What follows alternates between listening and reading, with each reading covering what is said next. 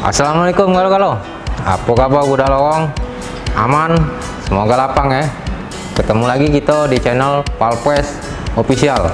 Semoga channel ini selalu memberikan informasi yang bermanfaat. Oke, tidak usah nunggu lama, simak sampai habis biar kita tidak salah paham. Ini dia cerita kita hari ini.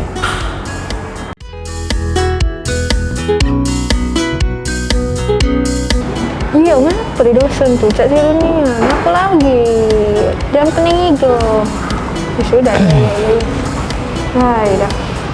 Banyak igawenya nunggu di dosen ini pening pala. Belum sudah jadi siko nggak ada gawe lagi. Mana lah ini?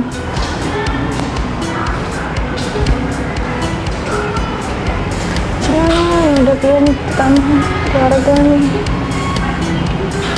Dan ngapu cak ngoceh dewek itu. Wah, lagi dulu ya. Lanjut lah agak pening pala. Kaca agak nyamping dikit. Iya. Lanjut lah, makan lah. Ini kaca. Iya, Ini teman ini. teman. Iya. Ini? Jagung.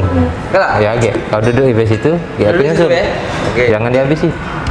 Agi dan Trisno. Yo, udah. Apa mau? Jangan. Hah? Jangan. Enggak ada. Jangan kalau. Yo kaki nyusul. Depi nah lagi mamun. Enggak tahu ngapa. Asal tidak. Iya. Lagi ngelompat nih. Oke, lompat. Nah, Ngapa, Dek? Hah? Ngapa, Bang? Pening pala. Stres. Tidak, yo ngapu. Keluarga nah belum selesai masalah siko. Nama lagi. Keluarga kau yang mana? Keluarga saudara tuh lah, saudara. Saudara sama kuyung kadil. Iya, yang dia ibaratnya masalah keluarga nih. Ngapu. Kita tadi baru sudah ngomong ke masalah pedofil yang korban OI, ponakan aku itu. Ada lagi masalah. Kamu? Lain dulu. Baik. Ini lah. Ini apa namanya bapaknya. Anak-anaknya Oh. mana tak pening pala nih. Oh, bapak tiri ya tapi ya? Iya, bapak tiri. Oh, nak jadi apa? Bapak dewek, bukannya ngayomi budak. Bukan lindungi ya, Dak. Lo kak trauma lo apa anak-anakku nih? Saya ini beda. Kita coba temui Bunda Lela deh. Ada nggak Bunda Lela? Iya kan. Nah, Komisi Perlindungan Anak Daerah. Nah, dia komisionernya. Boleh. Ada. Boleh. Aku tahu kau tuh dapat pencerahan. Boleh. Ini. Jadi, Ada. ayo. Kita sana deh. Iya, pacak nanya ada Iya. gini. Sakno. Kebenaran tadi ada acara dia. Aku terjenguk tadi dia. Aduh dia. Mendak aku tidak salah jenguk Aduh caknya. Boleh, Pak ya. Itu kali. Payo. Iya, payo. Ya, sudah. Aku nak makan dulu. Sayang makannya. Dikit aja lah. Ya, sudah, biar tak kepunan nih. Ayo. Makan dulu dikit. Teman itu teman. Oh, ya. Tentang. Ya. A few moments later. Kami juga ya acara outbound di sebutan ini. Yo kami. Kita ini kan nyari Bunda Lela kan? Iya, mana Bunda Lela? Sudah tahu Bunda Lela. Itu nah. Oh, Bunda Lela itu. Iya.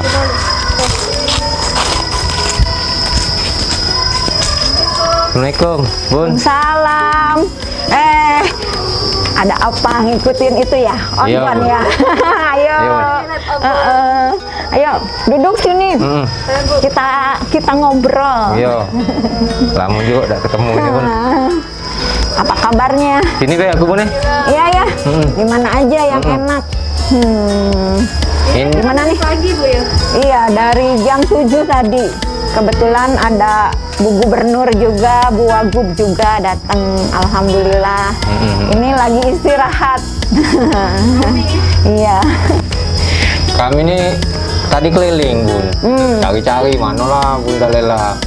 Karena kebenaran kawan kita nih Depi ini ada keluarganya. Cuman ada keluarganya ada yang ini ya. Iya, apa namanya keluarga pernah di OI. Keluarga tuh di pesantren. Jadi bukan kekerasan sih, korban. Korban dari gurunya tulak. Oh iya ya. Yo kekerasan seksual ya, Dak. Trauma, pusing kan, stres, nada ini sama Melok pening pula ini. Cuma nanya dengan Aka, sudah kenal dengan ibu. Iya, aku pernah kan teringat Bunda Lela kan ketua KPAD Sumsel. Komisioner. Iya, komisioner. Komisioner. KPAD Bunda Iya. ya. Komisioner KPAD Sumsel. Iya. Jadi cak mana menghadapinya? ya perlu nanya juga. Sebetulnya ini adalah kasus yang sudah mencuat ya se-Indonesia. Jadi KPAI pusat kebetulan menegur langsung dan Kemensos datang deputinya ke Kabupaten Ogan Ilir karena kasusnya ada di Ogan Ilir. Sudah tahu kan kasusnya apa? Itu adalah pedofil ya, yang dilakukan oleh guru di pesantren tersebut. Kami juga kebetulan juga berkolaborasi dengan Dinas Sosial Ogan Ilir. Jadi melalui WA ya dan melalui telepon menanyakan bagaimana sebetulnya kasus ini yang sejelas-jelasnya gitu. Nah, jadi boleh karena kebenaran sudah ketemu gitu, supaya Depi juga lebih jelas lagi. Mungkin kita juga bisa kasih edukasi ke yang lain, Bun. Karena yang cak ini kan kasihan anak-anak kita. Iya. Nah, yang perlu kita kasih tahu nih, ya orang tuanya, kerabat terdekatnya, cak mana sih kalau kita ngadepi yang ini. Nah, jadi Bun, kira-kira penyebab yang kekerasan seksual terhadap anak ini nih apa sih Bun penyebab ininya? Sebetulnya di kita, terutama di Indonesia ini sudah menjadi sorotan dunia internasional ya, adanya kekerasan terhadap anak ini. Jadi bukan di Sumatera Selatan saja, tapi kita batasi di daerah kita dulu, Sumatera Selatan. Nah, yang viral kemarin masalah pedofil atau sodomi ya, yang kita tahu itu. Setelah ditelusuri, satu kelas itu anak 33 orang rasanya, anak laki-laki semua. Jadi yang melakukan pedofilianya adalah ustadznya yang ngajar bahasa Inggris ya. Kemudian setelah ditelusuri, si ustadz tersebut masih muda, masih umur 20-an, 21-22 tahun. Setelah ditanya, ternyata dia juga korban pedofil dulu, masih anak-anak. Nah, ini yang harus kita garis bawahi. Jika anak sudah menjadi korban pedofil pada masa kanak-kanaknya, itu kita harus melakukan tes kesehatan jiwa ke anak tersebut. Psikis ya, Bu? Iya. Kita harus mengetahui apakah anak itu trauma yang parah atau hanya biasa saja. Jika anak itu mengalami traumatik berat, maka bisa dipastikan anak itu nanti setelah dewasanya akan menjadi predatornya gitu. Kalau keluarganya itu stres kan berenung di kamar kan? Iya. Kalau diajak ngobrol, kalau komunikasi dengan diri sama mana? Iya, itu kan ada kita namanya trauma healing ya. Harusnya dari pihak pesantrennya juga ada kolaborasi bersama pemerintah daerah, kemudian juga psikolog, psikiater juga, karena kalau psikolog itu kan arahnya ke jiwanya, menggali jiwanya. Kalau psikiater itu dia apakah ada nanti di raganya itu ada misalnya terjadi infeksi ya, infeksinya juga ke misalnya alat vitalnya, ke kejiwaannya, itu harus ada psikiater. Nah, jadi kita memang masyarakat, orang tua, juga pemerintah harus menjalin kerjasama, harus saling memberikan informasi satu sama lain. Jadi di rumah orang tuanya mengabarkan bagaimana sekarang kondisi anaknya gitu. Jadi itulah Kalau kita sebagai keluarga itu menanggapinya gimana Ibu? Apa perhatian atau gimana? Iya. Iya, sebagai keluarga, terutama orang terdekat ya, kita memang harus melihat dulu si anak ini kondisinya seperti apa. Sedikit demi sedikit kita ajak komunikasi, kemudian yaitu tadi pertama harus melalui psikolog dulu. Jadi psikolog yang membuka perasaan dia agar lebih terbuka, menceritakan. Biasanya kami memberikan kertas kosong. Ceritakan apa yang kamu dalam hidup itu tidak suka, benci. Nanti dia akan menulisnya. Apa yang dia rasa? Iya, menulis kenapa kamu benci ini, karena aku di ini. Akan dia keluar sendiri omongin. Terus dari situlah kita terapi. Nah, keluarga dengan seperti itu kita memberikan motivasi. Sudah, kita tutup masalah yang lama, jangan diingat. Ayo kita mulai misalnya berdoa ya. Kita mulai kita ceria kembali, kita mulai belajar kembali, kita punya masa depan itu. Jadi dorongan motivasi dari keluarga inti, dari keluarga kerabat itu sangat dibutuhkan dalam hal ini. Nah ini Bun, kadang kita nih kan anak-anak kita atau kerabat kita yang misalnya terkena apa masalah itu, Iya. kita kan kadang nggak tahu Bun. Kecuali dia ngomong. Nah kadang dia ini juga karena diancam kan takut ngomong. Iya. Nah kira-kira cak mano kita jingok perilaku dia, apa sih yang bisa kita, misalnya dia datang balik ke rumah, cak mana sih kita nilainya bahwa anak itu Ada sesuatu. Ya. kita ngelihatnya kayak mana harusnya? Iya. Biasanya ya misalnya kalau dari anak-anak itu terutama anak-anak yang asalnya periang sangat akan kelihatan menonjol ada perubahan perilakunya. Dari asalnya suka main, suka ngobrol, suka teriak-teriak, tiba-tiba dia murung, mengunci diri di kamar, atau kadang kita dengerin dia menangis ya. Nah itu kita sebagai orang yang lebih dewasa harus tahu ada apa di balik itu. Jadi kita harus tanya juga, jangan kenapa kamu ini, jangan. Kita caranya harus bisa meraih dia supaya dia bisa meluahkan perasaannya itu gitu tanpa ditekan ya. Nah ini kayak kata Bunda tadi kan, yang Ustadz itu pernah jadi korban juga ya. Ya. Nah itu kan sebenarnya bisa enggak dicegah, maksud aku kalau dari awal memang kita tahu misalnya anak-anak kita ya, dia kena kayak itu, yang kita pikirkan kaget ke depannya dia bakal kayak itu. Iya. Ya bisa enggak kita cegah, treatmentnya kayak mana supaya dia bisa melupakan, bisa normal lagi. Jadi enggak bakal jadi penerus predator itu, Bang. Iya, sebetulnya kami pernah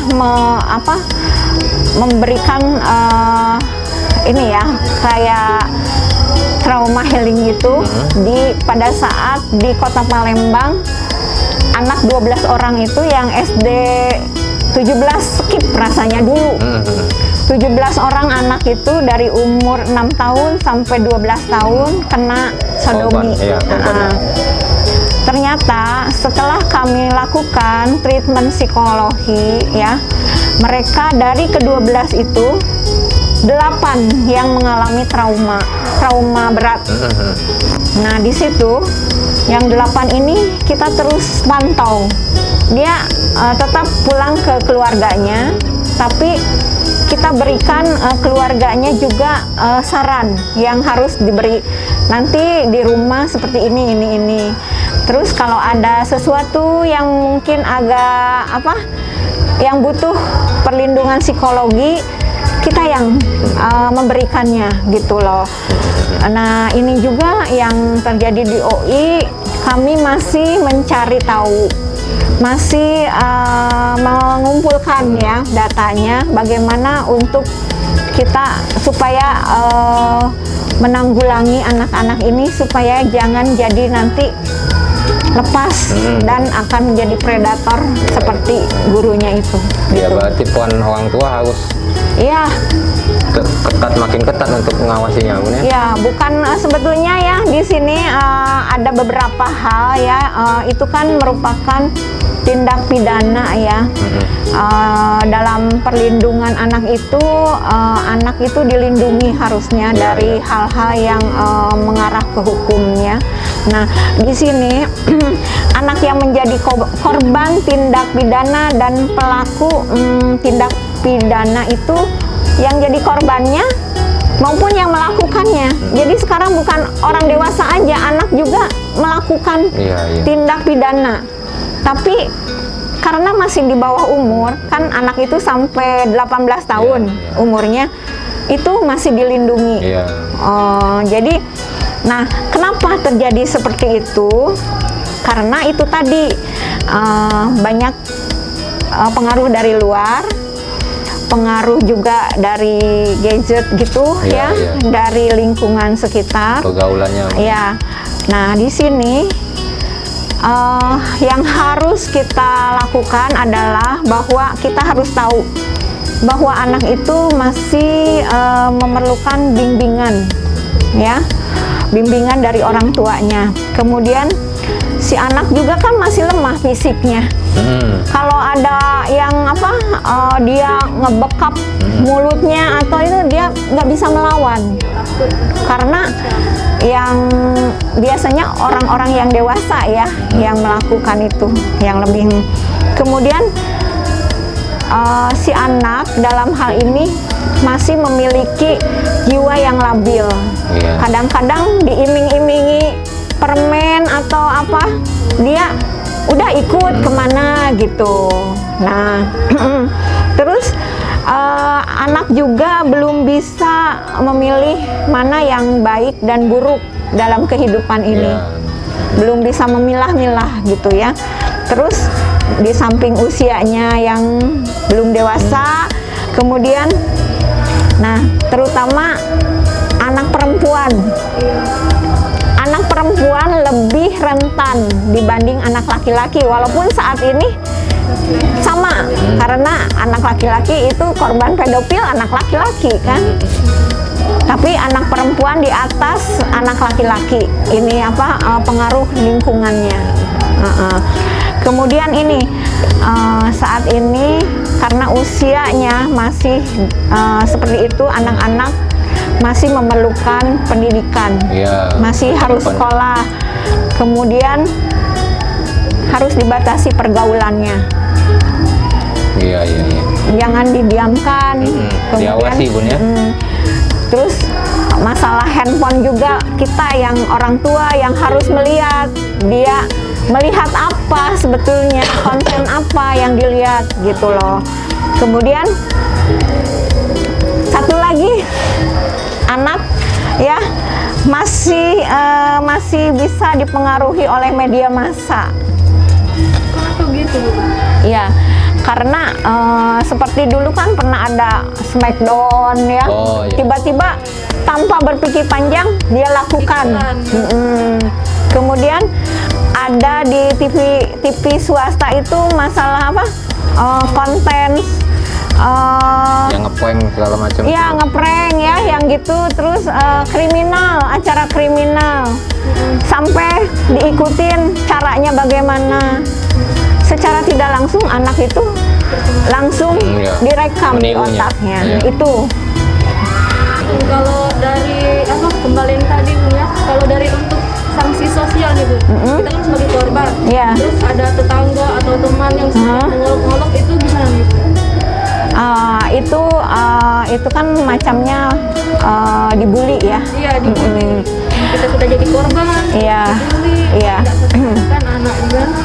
Nah itu harus ada kerjasama dari lingkungan, makanya dari lingkungan itu masyarakat sendiri. Iya, Kita harus cerdas sekarang, masyarakat itu nggak boleh berpikiran negatif. Iya. Terus malahan anak-anak yang jadi korban ini, malahan masyarakat yang harus memberikan apa lindungan Iya, gitu gitu. loh, meraih. Harus gitu. merangkulnya, Bunda. Iya, Ini malas balik Iya. kadang tuh kan. inilah bentuk sesuatu yang harusnya di masyarakat ini diberikan edukasi ya. Mungkin dari sana awal mulanya. Iya, bisa salah satunya dari situ juga. Iyalah. Gitu. Cak mana deh? Lah, Ya lah. oke lah jelas tuh. Lah paham nggak jelas lagi kacak gue sampai ke Iya. Iya. Keluarga kan keluarga galau. Oh iya ya. Nah, nanya kan dengan kawan, kebetulan kapas kenal sama ibu. Alhamdulillah sekarang sudah Oke. terbayang kan, Iya, iya. dikasih motivasi, nak diajak ngobrol lagi. Iyalah. Udah tuh.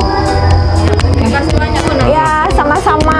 Inilah bunyi suara azan. Caranya kita nak sholat dulu. Ya Bun.